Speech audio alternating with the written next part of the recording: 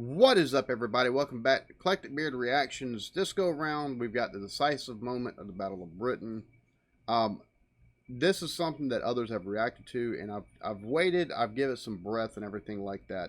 I love seeing stuff like this. I love seeing historical stuff, and it being based off of World War II, or it happened in World War II. It's, you know, humankind history has defining moments. Like you've got defining time periods, you've got defining moments. World War II is one of those moments where humanity itself stood on the brink, stood on the precipice of what could be absolute and utter disaster depending on how things go. And luckily everything worked the way it should have. But this is one of those moments to where literally, if things would have went differently, we could be talking about a much different world right now than what we currently reside in. And for me, that's what makes this all the more interesting. So that being said, before we go any further, like, subscribe, notification bell. We're going to go ahead and get into it. On one day in September 1940, the Battle of Britain reached its decisive moment. Throughout the summer months, Britain's fighter command had fought a desperate battle against the Luftwaffe. As far as the planes were concerned, we'd never seen anything like it. It was just awesome. They were overhead. There were masses of them. They'd only got to come across the water and they were here. Everybody was in the front line. The civilians were in the front line. Beneath the battle-ridden skies, people from all walks of life became involved in the defense of Britain. Age, situation or circumstance was no barrier. It was a time that this country was actually welded together with one aim in mind: to defeat the aggressor. Each day, they faced the grim realities of war. The next thing he said, I know I was standing on my own, the other man's on the floor, he'd been bombed. To me, as a child, it seemed extraordinarily fun. And then I glanced to the right, and I saw this huge formation of... Okay, for me, this isn't very loud. Like, I like to take and have, like, full, so, I'm sure this is going to require me to take and do some fluctuating with the audio and the editing, which, cool beans is whatever, but I'm having problems hearing it, so I know y'all are going to.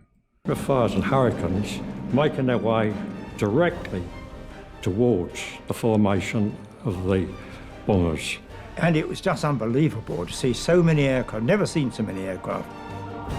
One day of dramatic aerial combat would now decide the fate of the nation. The role of the Luftwaffe during the Battle of Britain was to destroy fighter command, to gain air superiority to enable the invasion to take place, to occupy Britain, or to force us out of the war on Nazi terms.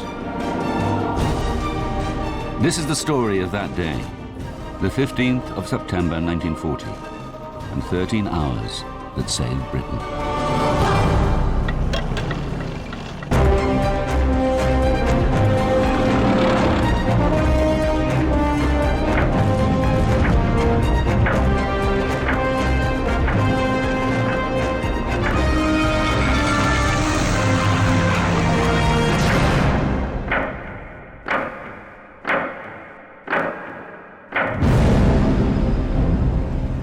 Hitler's Nazi Germany dominates Europe.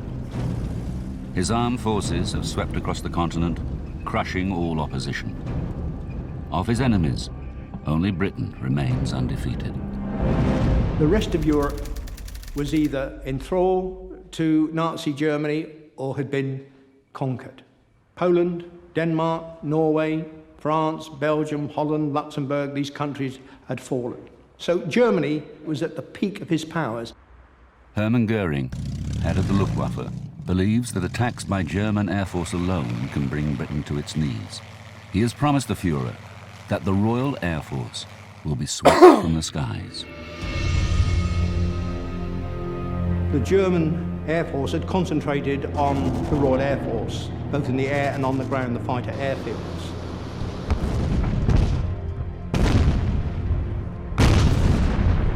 Germans were flying what they termed free hunts, 100, 150 fighters sweeping over southern Britain, hunting out the Hurricanes and Spitfires. An instruction went out to our pilots not to engage these fighters unless they were escorting bombers. So the myth started to grow that the Royal Air Force was being depleted and defeated.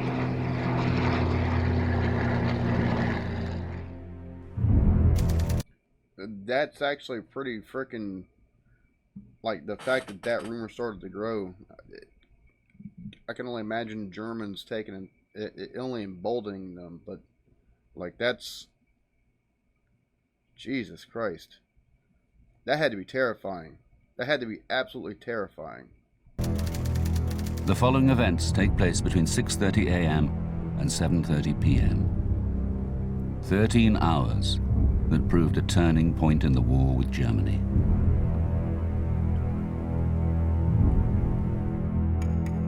(6:34 a.m.) Sunday dawns for a country that has lived in fear of invasion for more than 3 months. We had the Germans knocking at the door. If the Air Force had been overwhelmed, they would have been in London within a week or so. We couldn't have stopped it. When France fell, we didn't think we had a chance. I mean, they'd only got to come across the water and they were here. We were very conscious of the fact that if we lost it, I won't say the game was up, but the war would have been fought on our territory. I think to any outside observer, you'd think, well, how can that small country survive against this might, organised might? My son, this old soldier, tell me, what are we going to do if the Germans come? He said, if the Germans come, son, you will do what you're told. Our sort of captain, marine captain, was replaced, and he used to finish each parade. Before I dismiss you, remember, boys, take no prisoners, shoot the bastards. And your motto is, kill the Boche! And then he'd go with his revolver, kill, kill, kill. It encapsulates the exact attitude of the British people at that time. Britain's air defence network prepares itself for the 13 hours ahead. The air defence of Great Britain was divided up into 4 fighter groups. 10 group covering the southwest, 11 group London and the southeast, 12 group the Midlands, east coast, and number 13 group defending parts of the northeast, Scotland and Northern Ireland. It didn't look like there was a fighter group for Wales. Just saying. Of Great Britain was divided up into 4 fighter groups.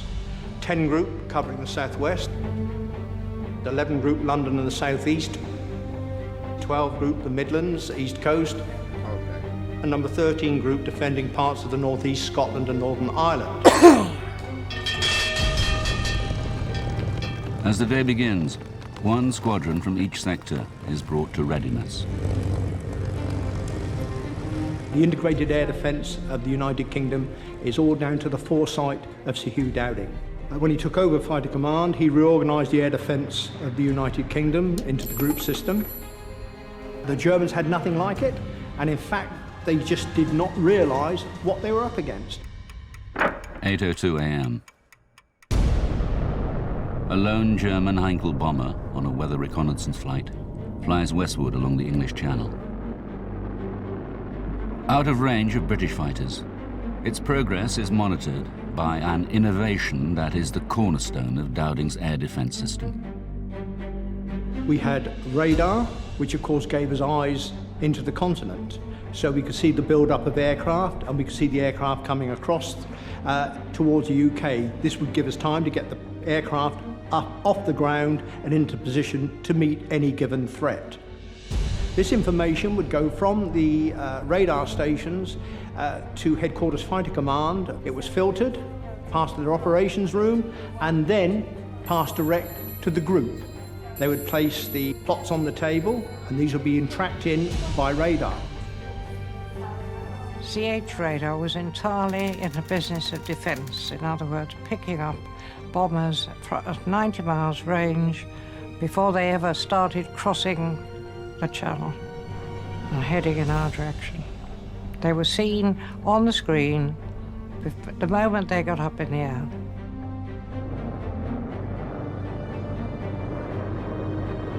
The course flown by the lone Heinkel eventually brings it within range of British fighters. The controller of the day would watch this. He would then alert whichever sector station he wanted. The sector controller's job was to get his aircraft off the ground, to vector them towards the enemy formations. The sector controller scrambles 2 Hurricanes from Exeter to intercept the intruder.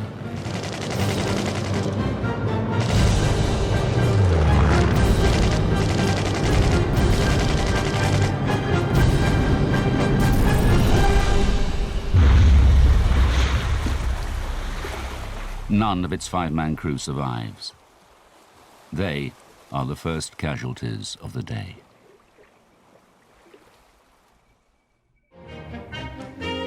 For the people of southeast England, increasingly accustomed to living in the shadow of war, it's a Sunday morning like many others. But it will not be a day of rest for many. For hop picking is round again, and the family is setting out on its pilgrimage to the green fields of Kent. For some children, it is the start of another day of a working holiday in the countryside, far from the dangers of war. We used to go to hop pick on the same farm every year in September. Now, it was traditional to wait for, we used to have 2 notifications about 10 days before we actually went. When Mum and Dad used to get a card saying, we booked a bin and hut for you. Because you was agriculture workers, that time, 1940, you got extra rations. Summer term of 1940, attending Dartford Junior Technical College, and a notice came round asking for volunteers to go fruit picking in the coming autumn. Apparently, all accommodation, food would be provided free of charge, and we'd be paid for the work we did. In the East End of London, Mary Sterry is looking forward to a big family occasion. My uncle was getting married. We didn't know the girl he was getting married, but we were told that she was a young actress. We had been invited to the wedding. My father, all us kids, the one getting married, Uncle Tom, was was younger than my dad. And they didn't want us to go, did they? But we went. Herbert Hurry is getting ready to join his workmates for a fundraising football match. I played a lot of football, and in my time I played on 1 or 2 decent grounds, but they knew that at work, and that, but my foreman was a decent type, and he said, if you clean my car, I'll let you off to play football. We used to play down by Wormwood Scrubs, and attract 1,000 people on a Sunday. 9 a.m. While London stares into life, at bases in occupied France, Luftwaffe aircrews prepare their aircraft for a major attack. One they expect to be decisive.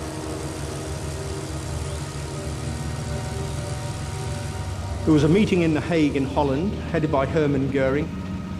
At this meeting, the state of the Royal Air Force, in particular Fighter Command, was discussed. German pilots were going back, claiming maybe they'd shot down 10, 20 Hurricanes and Spitfires, in reality only 5.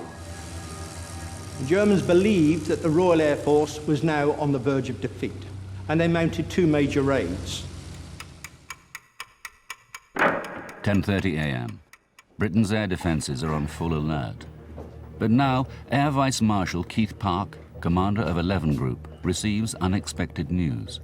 Prime Minister Winston Churchill has chosen today to visit 11 Group's command centre.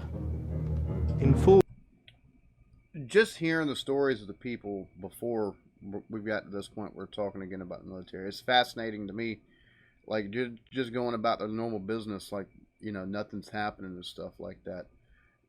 You know, it's funny because war being such a serious business, the civilian the civilian lives of people often aren't taken into account of a lot of things. A lot of times, whenever you hear or you see something that talks about military operations of any kind, normally you don't hear civilian perspectives, and I like the weight that it kind of gives the overall, because it's a very serious thing. And it's a very serious, like I said, like they said at the beginning, this is one of those times where humanity stood on a precipice, and these folks are just going about their business as if, you know, nothing's about to come. And I think that's just that juxtaposition of what we're about to take and hear about. Just the overall weight of things. In my opinion, it lends itself to even more of a, I don't know, the human side of things outside of the military side of things. For me, that juxtaposition is it's fascinating. Full view of the controller here at Uxbridge, he could see the German forces assembling over the continent before they'd crossed the Channel.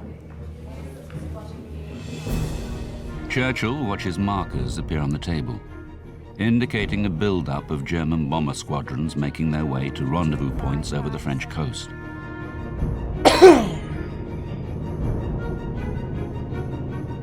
Starting from a few aircraft coming over or near England and the south and east coast, to suddenly having to put up 250 plus was very, very scary, because you couldn't imagine that many aeroplanes coming over. And were we going to survive? 11:05 a.m. 2 squadrons of Spitfires from 11 Group are scrambled from Biggin Hill. Climbing fast, they set course for their allotted patrol area 25,000 feet above Canterbury. The system swings into action as Park's controllers scramble more squadrons. Somebody would tell you that there were 200 plus, 100 plus, 50 plus coming over. A raid did build up, like a thunderstorm. 200 plus aircraft coming over that would almost darken it. You would think that would darken the skies almost as much as the clouds would.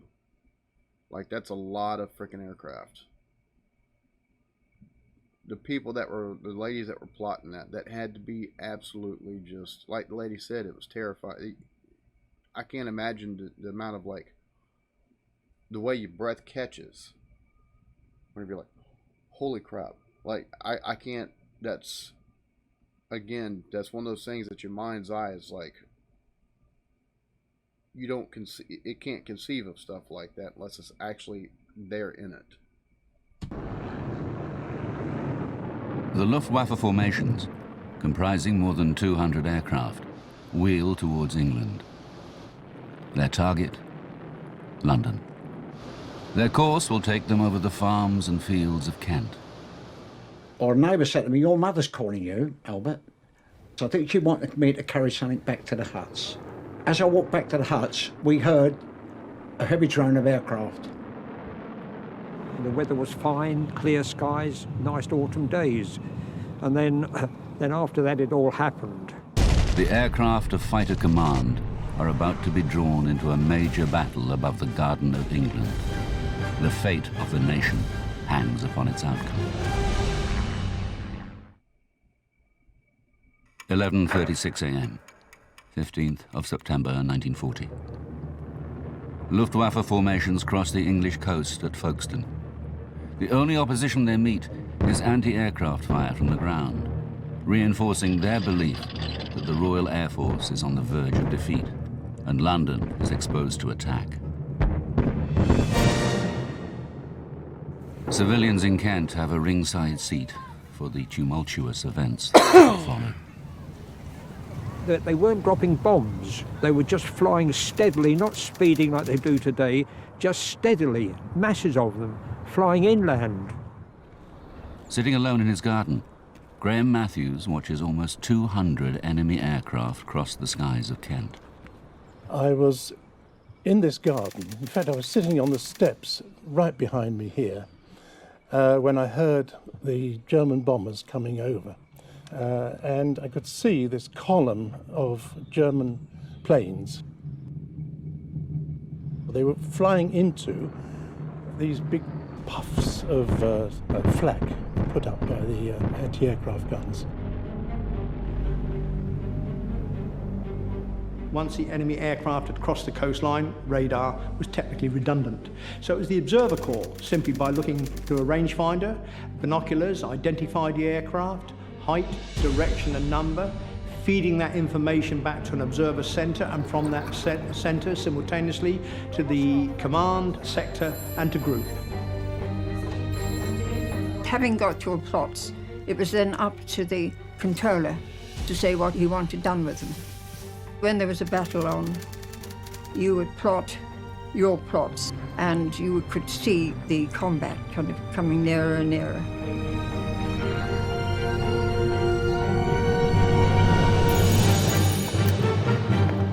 Precise information on the raiders' progress is relayed to RAF fighter squadrons.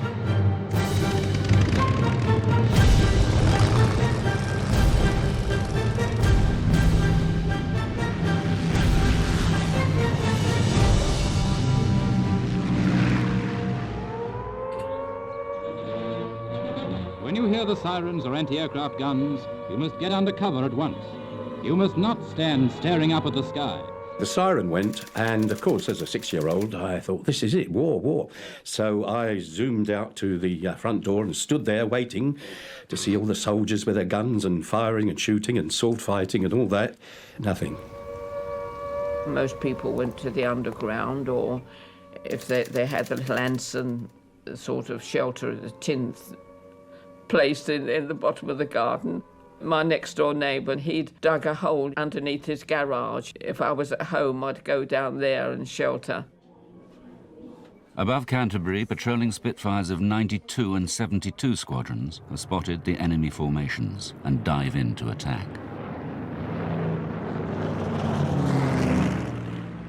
Along with other children, Ray Binks has been sent from London to the safety of rural Kent. But he soon discovered that the front line of the aerial battle now runs through the fields and villages of southern England. We were watching all these air battles going on, and all of a sudden, from across the trees, was this German bomber, came across so low that you felt you needed to duck, and behind it was one of our fighter aircraft, and they're both having a go at each other. And the engagement initially only lasted a couple of seconds, and then you would then break away and then attack them individually again until either you were out of ammunition or, for one reason or another, you weren't able to attack anything. More British fighter squadrons joined the action. Our boys were coming out of the sky and shooting them up, and they were going up, and there was these vapour trails. You had vapour trails all over the sky. It was just like a lacework pattern. So to hear the roar of the engines and the stutter of the guns and screaming of the engines, really, you would see the smoke start pouring out of one, and then it was plummets to the ground. Drawing nearer to London, the beleaguered German formations reached the village of Chislehurst. My father had heard that Chislehurst Caves was a place where people used to go who were bombed out. So he said, let's get into the van and we go to the caves. There hardly any light in at all. They gave us the hurricane lamps to find our way in. They gave us mattresses to lay on the floor, blankets, and we were one of the early ones then because that was just at the start of it. And there was very few people here. I couldn't imagine having to take and go to a cave to ensure my safety. Like, that's... again, the civilian eyewitness accounts of this is fascinating to me. There was no sound of aircraft or bombs or guns. But Ron has no intention of missing the excitement taking place overhead. He leaves the shelter of the caves. I was more interested in watching what was going on, and I saw this huge formation of Spitfires and Hurricanes, more than I'd seen before. I should say roughly again about 50 or 60 of them, making their way directly towards the formation of the bombers. 12:07 a.m. Hard pressed and stripped of most of their fighter escort, the German bomber formations arrive over London.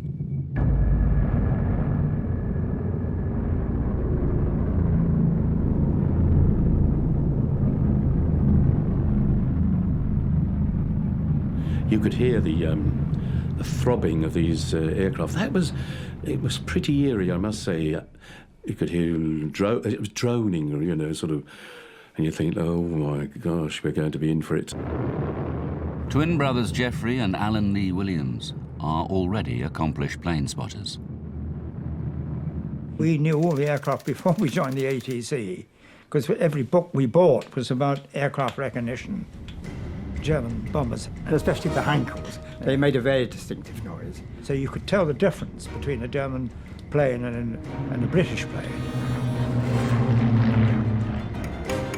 12:08 p.m. Park has 6 fighter squadrons over the capital itself, with 6 more en route from neighboring groups. More than 125 RAF fighters are about to fall on the Luftwaffe formations. Once the fighters were up there was no anti-aircraft fighting. Otherwise our aircraft would have been vulnerable. Clear blue sky above us. The bombers were about 15 to 20,000 feet up, I think. And the fighters were above them, beneath them. And the fighters were attacking each other. The Hurricanes were attacking the bombers, as far as we could detect, and the Spitfires were attacking the Messerschmitts. There was this Jap that I attacked, and I remember being very close to it. And I remember also it splattering bits and pieces. It's rather like hitting water with the back of a spoon. You know, you see things fly off in all directions.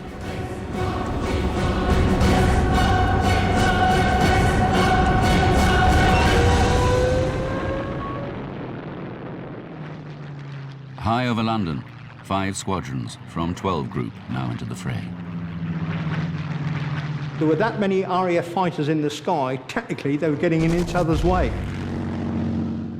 You got yourself tangled up with these things with black swastikas and crosses on them and things. Occasionally, you would find you were mixed up in a dogfight and a Spitfire would whiz past and you'd think, there's somebody else here as well, a friend. But otherwise you didn't see them. You lost contact with all your own aircraft after all. One minute the sky was a tangled mass of whirling aircraft and you fastened onto one and went off in one direction. And by the time you'd finished with that, you looked round, there was nobody to be seen anywhere. Looking up, I couldn't tell which was which. I mean, to me, they looked like giant moths playing You're It. But I couldn't tell which was ours and which was theirs. For the German airman, as he crossed over, believing that the Royal Air Force was defeated, to be confronted by another 50 to 60 Hurricanes and Spitfires, you can imagine how their morale felt. A lot of the bombers, once they got to London, they quickly turned round, and as they flew back, they got rid of the bombs. I don't remember hearing a noise at all. I think the bomb was so close that we didn't hear the noise, but we felt the blast. And we were picked up and thrown into the wool shop. And, of course, the blast had reached the window and blown it in before it blew us through a fraction of a second between the two events. thank God, because if we'd actually gone through the glass, I think it might well have killed us.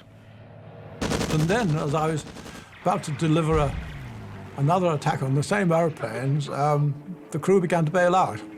And I was immediately behind it. And I remember seeing things I didn't really recognize to start with until they flew past the top of my cockpit, and I realized they were arms and legs.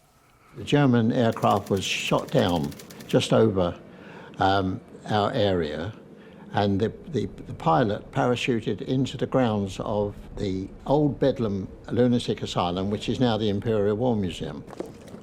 He was immediately surrounded by as many people as you can name, all very, very angry, of course. 12:11 p.m. The German formations turn away from London and head back towards the English Channel, harried all the way by Spitfires and Hurricanes. 2 of the bomber pilots decided it was time to go home. They didn't fancy, they'd never seen so many Spitfires and Hurricanes together in one time, so they took a turn. They broke off from the right side of the formation, which brought the 2 of them towards me. As they were coming over, they thought they'd get a bit more speed, so they started to jettison their bombs. One of the bombs came down quite near me, but being young and energetic and quite fit, I was able to run. I felt the blast of the bomb, but I managed to keep my feet. I ran into the caves. That's crazy, taking and seeing the bombers turn around and then loosen their bombs from the bay, and then running back to it. Like, that's. And the one guy talking about how the blast blew up the glass a half second before it took it through them out, like the fraction of a second, and it happened in a way to where they didn't. It didn't throw them through the glass because the glass was blown out by the bomb before it threw them out where the glass had been. That's good night, man. Well, when the German formation started its retreat from London, RAF fighters were concentrating on trying to bring the aircraft down. The German commander of that formation, Alois Lindmayr, kept his formation together as tightly as possible, knowing that if it was split up, individual aircraft would be doomed. And he beat a brilliant tactical retreat. He managed to get most of his formation back across the channel.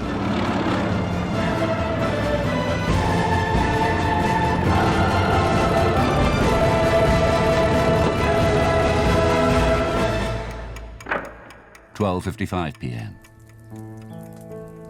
All clear sounds over London and the southeast.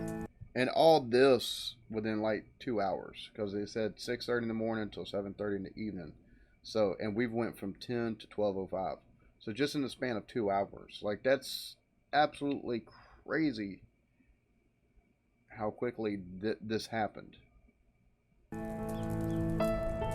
When we came out, we saw that our house and business, which was a Futures and greengrocers belonging to my father, was completely ruined. Everything was smashed to smithereens and nothing left at all. I had a friend at school and we decided that we'd meet up at the weekend and I would cycle over to his house. When I got to the cottage, there was just a heap of rubble. There was the house gone. I leapt up and opened my window, and sure enough, there in the gutter was a big plump chicken. I shouted to my little tiny brother at the time, "We're going to have chicken tonight, Dave." It turned out that what our dead chicken was that there was a very plump lady who was in the houses down the road, and it was that much of her arm that had got blown and onto our roof. That was suddenly a little boy growing up very quickly and thinking war is not much fun. The first bit of it, thinking it's a chicken, the way he took and said it, even as an adult with like childish glee, only to have that realization set in of what it is. I can't imagine how sobering that is. I don't care at what age you are, just having that realization. That's terrifying. They asked me to carry mugs of tea to the firemen who were still fighting the flames, the ambulance people who were still dealing with people who were trapped in some of the burnt buildings. We stayed there, I think, till most of the day, until the fires had all calmed down. But it was an experience that's impinged on my mind to such an extent, it'll never go away. 1 p.m. In the operations room of 11 Group, the plotting map is cleared of enemy markers. The Luftwaffe attack has been heavily disrupted. They have lost 18 aircraft, the RAF 13. But more hard fighting lies ahead. The Luftwaffe is gathering its forces for a second, far greater assault that will push fighter command to the very limit.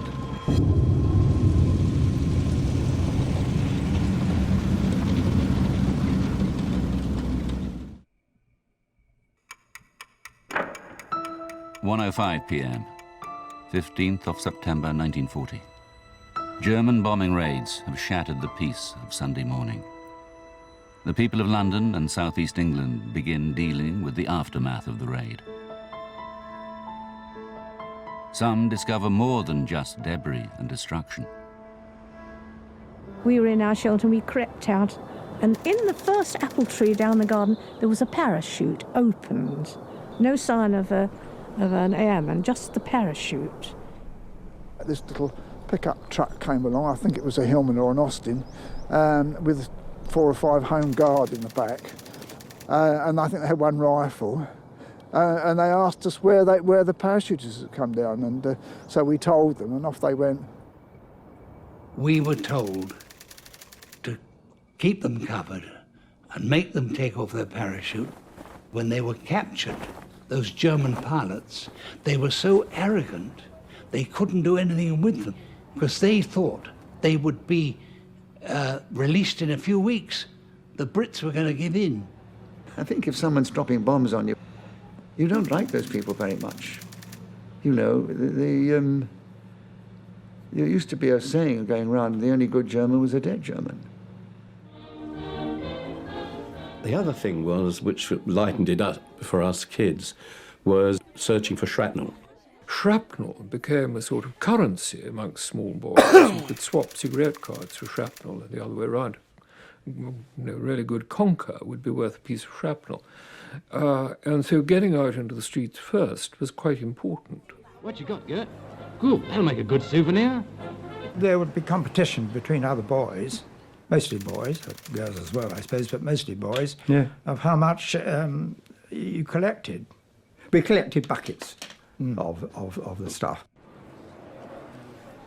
We did find a live incendiary bomb, so I took it along to my friend's house, who lives a bit further this way, and he got it on the workbench, and he was drilling a hole in it, and of course they're magnesium, and the drill bit was getting hot, and it was vivid blue or mauve flame coming off the bomb, and I decided to get out of it as quickly as possible. And I went and told his mum, and he was rather upset about that. You know, stop his fun. As soon as that's crazy, taking and drilling into that's no fear, just drilling into a bomb. Of course, as he said, it being magnesium, like that'd have been some bad juju, to say the least. The people had cleared the bomb site. We were on it. What we were mainly looking for were pennies that, you know, might have got buried in there. Somebody, a little hoard of things. Wasn't very nice, really, when you come to think of it. But then, of course, there was the sort of lightness for us as children, a little bit of adventure that, after all the horrors. 1:40 p.m.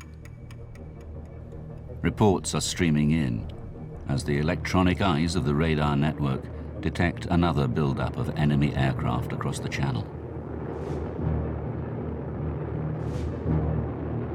In the afternoon, radar picked up an even larger formation forming up and crossing over the channel.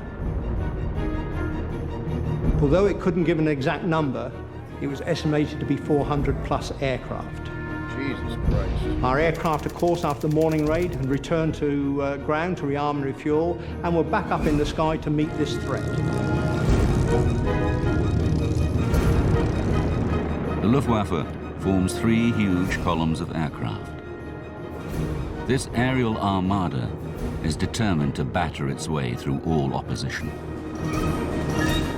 We didn't really know what to expect. Well, we were all praying that the Air Force was going to be strong enough to hold out. You adopt a sort of fatalistic attitude to it. You just carry on as best you can. There was a phrase during the war which saying is that if a bomb has got your name on it, that's the one to worry about. But at my age, you couldn't be killed anyway, could you? It was a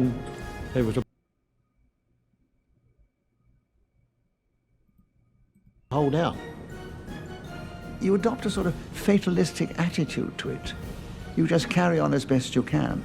There was a phrase during the war which saying is that if a bomb has got your name on it, that's the one to worry about. But at my age, you couldn't be killed anyway, could you? It was a big adventure. 1:45 p.m. A lone Spitfire is ordered high over the English Channel to wait for the incoming air fleets and relay visual reports to ground controllers. Meanwhile, Mary is under the impression that her memorable Sunday is over. She had a white wedding dress and she had some flowers, just little tiny flowers in her hair, you know. Anyway, once they'd got married, they came out the church, right? Got in their car and disappeared. My father said, come on, let's go home then. We'd never known anything like this before, and the only consolation we had was that everyone was in the same boat.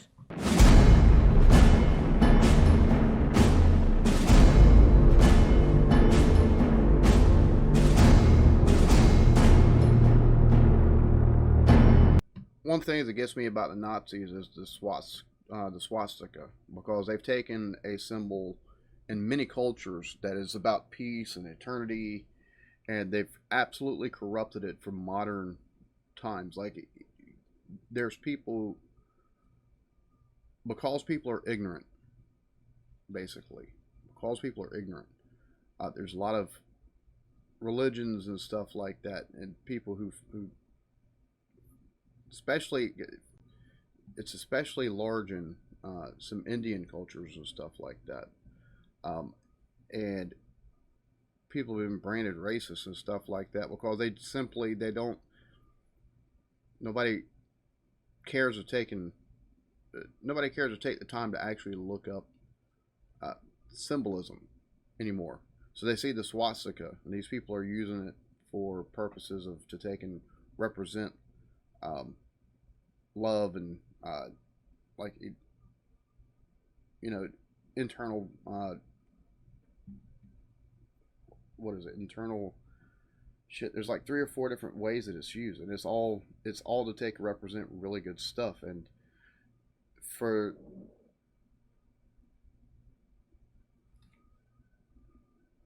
you okay?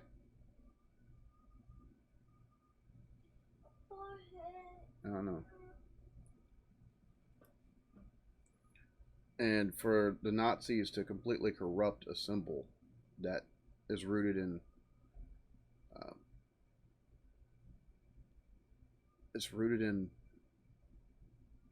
basically peaceful religious symbolism, is, to me, it's beyond belief how much they've corrupted it, because even today the symbol, the swastika symbol, is seen as evil, and it's so for me that's one of the things, and I don't know why. I guess because I see the swastika on the tail.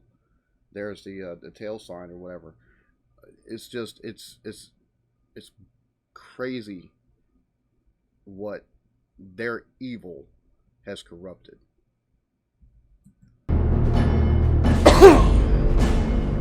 26,000 feet above the English coast, the lone, forward patrolling Spitfire spots the incoming German formations.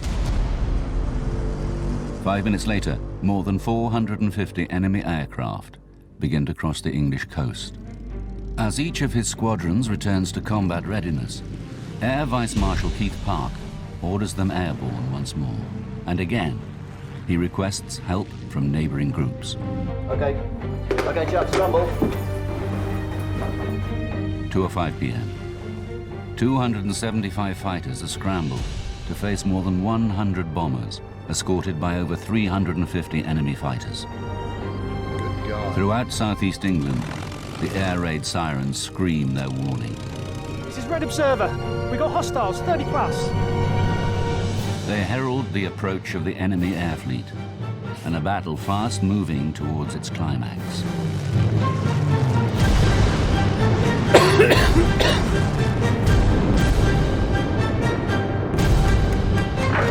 2:14 p.m.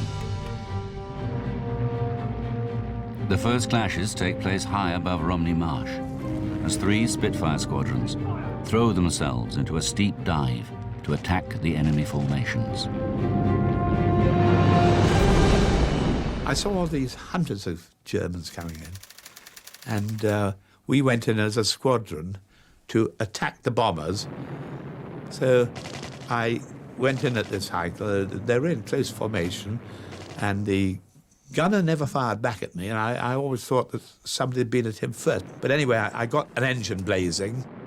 So the Spitfires had come down to see to them, and the 109s would come down to attack the Spitfires. So by the time we got off the end of squirting at a whole line of bombers, all hell was let loose. Speed and surprise drives them through the escorting fighters and onto the bombers. Had a quick poke at a bomber, then been bounced by the 109 escort yourself, so you would have to concentrate on saving yourself from the 109s. German fighters are hampered by orders to stick close to the bomber formations and struggle to beat off the initial attacks. I was cycling along when I saw this aircraft coming towards me, very, very low, rooftop height. I jumped off my bicycle and quickly ran into the station, and then realised the station wasn't a safe place to be because that could obviously be a target. The German formations battle through to the outskirts of London. We went into the Anderson shelter, and then people started to say, look at this. And of course, we all piled out to see what this was. And it was just unbelievable. So many aircraft, never seen so many aircraft. 2:30 p.m. So at this point, we've gone from like 10 o'clock in the morning till 2:30 in the afternoon. That's 4.5 hours. That's no time whatsoever. The first of London's anti-aircraft batteries open fire. With little more than 200 heavy guns available, London is desperately short of anti-aircraft artillery. But the barrage unsettles the approaching bombers and acts as a beacon for British fighters. The first thing we'd see is the cloud of anti-aircraft fire. We seldom saw aircraft in the air because you could pass 500 aeroplanes flying in the opposite direction 2 miles away and not see a thing. All we used to see were the anti-aircraft shells bursting, and we would fly towards them, and then in the middle of those, of course, would be the bombers. In fact, we used to say that the only useful thing that the anti-aircraft did was to provide the puffs in the air, which enabled us to see the bombers. My chum came in, all his clothes had little holes in it, and it was shrapnel from the big guns from the parks, you know, and all the shrapnel had gone through him, burnt holes all over his suit. Stretching out over town and countryside, 60 miles back to the English coastline, the sky is dotted with twisting, turning aircraft and streaks of vapour and smoke.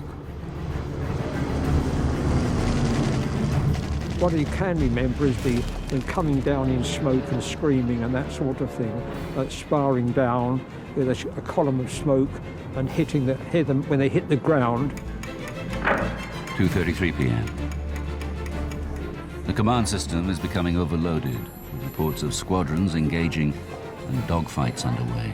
The situation boards and the plotters' activity tell a story of total commitment.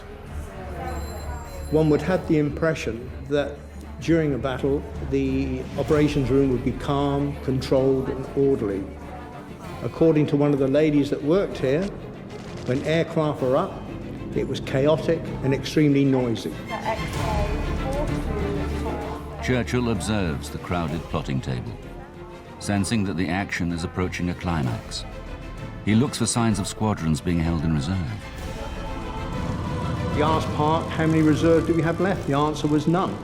Everything was committed for the afternoon raid.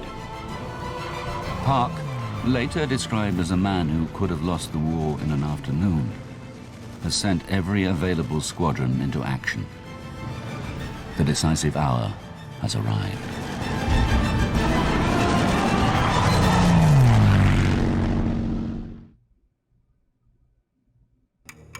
(2:45 p.m., 15th of September 1940. The battle rages over southeast England. Every available RAF fighter squadron is airborne and committed. British pilots are pushing themselves to the very limit. But inevitably, bombs begin to fall on the capital. By the time they arrived over the city, London was covered in cloud. They could not see their target, so they just threw their bombs out indiscriminately. All of a sudden, there was this tremendous thump, and the house shook. And I heard a bomb drop quite close, and then another one much closer. And I remember thinking to myself, I hope there's not a third. But there was. All the lights went out. It was pitch dark. All the dirt and dust came up from the floor. Everyone was choking. But fortunately, we were alive. Right next door to us was the pickle factory. Well, that got a hit, and there was pickles flying everywhere. There were bottles bursting everywhere, because everyone owned the bikes, you know. There was pickles flying everywhere. Bombs dropped, and they dropped with a hell of a bang, and windows got blown in, and roofs got blown off, and very strange things happened to houses. You'd get them sliced right through, and there'd be a gap, and you'd see all the wallpaper of all the rooms of that house that was still standing. But these were the ghosts of the house that had gone. I remember coming out of the church and realising that we was being bombed. Or my dad said, undercover, undercover. There were so many bombs falling then, and they were falling down, believe me. Because the bombs was falling down, we was running here, there and everywhere, trying to get out of the way. We went into the shelter, except my brother who wanted to go home with his wife and the baby.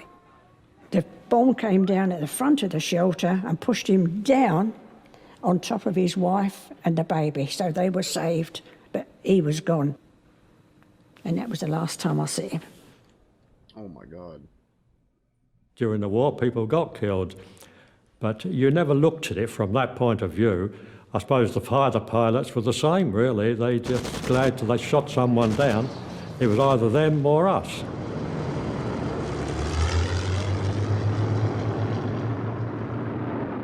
Bombs have been scattered over a wide area of southeast London. Now, the raiders turn for home. Their escort fighters have already left with barely enough fuel for the return flight. And then there were sitting ducks, and that's why there were so many German bombers shot down. 3:15 p.m. As the retreating bombers reach the channel, they are met by fresh German fighters, hastily dispatched from bases in France. Fresh British fighters, racing towards the battle from bases in Exeter, engage them. But British fighters are forced to abandon the chase. They are low on fuel and ammunition, and forbidden to pursue the enemy out across the sea.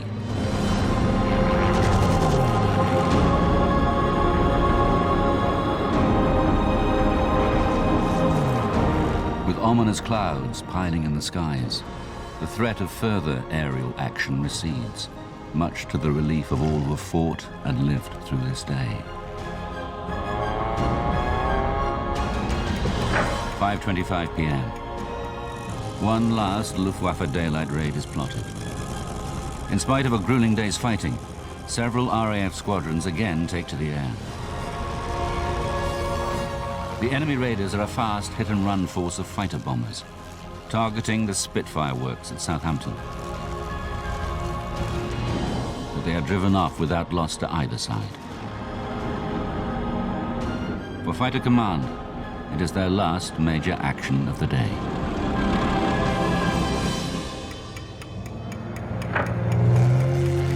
Today was the most costly for the German Air Force for nearly a month.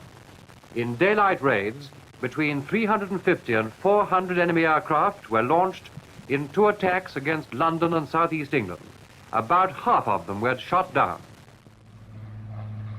In the heat of battle, RAF pilots believe they've shot down many more aircraft than they have.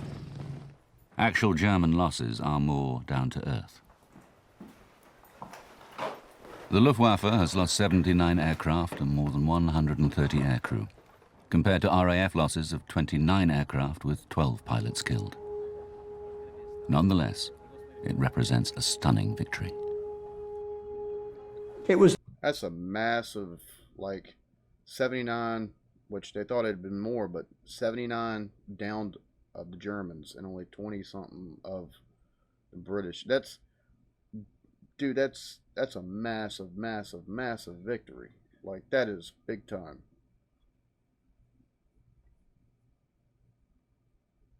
It was a defining point in the war. 2 days later, Hitler postponed Operation Sea Lion. He realized that the Luftwaffe had not defeated the Royal Air Force, therefore the invasion could not go ahead. And you felt so proud of these wonderful young men who was defending us. Yes, I mean, they were, in that sense, heroes to us. These were people who were giving their lives and protecting us. And if I could have, learned how to fly an airplane, I'd have been up there. I wouldn't, of course. My mother wouldn't let me. The 15th of September 1940 was the finest hour in our history because we came so near to defeat. It was a time when Hitler thought he would be able to bring us to our knees, and he failed. It was just, a remarkable outcome, and here we are to tell the story. When we were at an air raid shelter, when an RAF pilot came in, and people stood up. Yes, oh yes. And applauded him. Yes, yeah. And he was only a young chap, very embarrassed, no medals, but he had his, wings. He was waiting, I think, to do great things. But he looked so young, but everyone stood up in that shelter. And rather like a theatre performance, they applauded him. The fighter squadrons, a highly organized defense system, and the national spirit of resilience have taught the Nazi regime an abrupt lesson. It is their first military defeat. There will be bombing raids on British cities under the cover of night. There will be 4 more years of hard fighting. But Britain itself has been saved. The British people have maintained their freedom and secured their island home from invasion.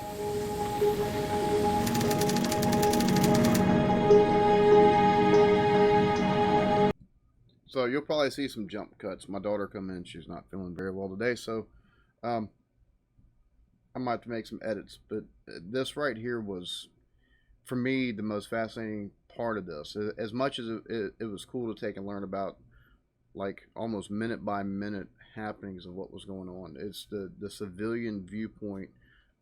These people that were kids, they were kids, 8, 9, 16, 15, 13. 10 years old whenever the Battle of Britain happened, and their recollections of what they were doing on that day, and like going out after the first time and collecting the scrapnel and stuff like that. And I could see little boys taking and using that stuff as stuff to, basically currency to take and trade with and stuff like that. It's fascinating because this is Germany. Germany never took England, they never took Russia. And if not for the failure of the African campaign, where they would have gotten a lot more oil to take and keep their blitzkrieg going, things could have been a lot different. But this right here, the Battle of Britain, where they failed because they underestimated exactly how many British, how much the RAF was actually left. Thinking that it's almost wiped out, and then taking to go on the bombing runs and stuff, and just being beaten back, and it's spectacular fashion at that. And it doesn't seem like that big of a difference with 79 to 25 lost, but taken in context of history and the Air Force that Hitler had, and the overall might and terror of the Luftwaffe, it's like I said, this is one of those periods of time where humanity stood on the brink, and if things would have went differently with this, what would our world look like today? And it's legit stuff like this, or stuff like the convoys that kept the Russians going. Without certain things lining up perfectly, like our humanity could look a whole lot different. Our world right now could look a whole lot different. And it's like I alluded to, it's crazy because, I seen the swastika on the tail sign of the plane, of the German plane in the video here, and it's crazy they took something that stands for purity and love and peace and Eastern, in Indian and other religions, and have corrupted the symbolism to the point of, if anybody were to take and see it being used for religious purposes, they would automatically, because people are dumb, in my opinion, they don't know how to take and actually look up symbolism and meanings and stuff like that. They would automatically, because of the Germans, they would take and because of Hitler, they would take and be like, oh, racist, oh, horrible people. And it's so, while on the one hand they've corrupted certain aspects of things, the fact they weren't able to take and defeat England, the fact they weren't able to take and bring Russia to toe, it's those moments in history like that you're thankful that things turned out the way they did, and we're not living in a much different world, because it could be a lot scarier than what it is now. And right now we've got a lot of issues that we're all sorting through, it seems like. So this was fascinating, absolutely fascinating. The eyewitness viewpoints of these people that were kids, it's absolutely fascinating. Y'all be good to each other, love yourselves, peace.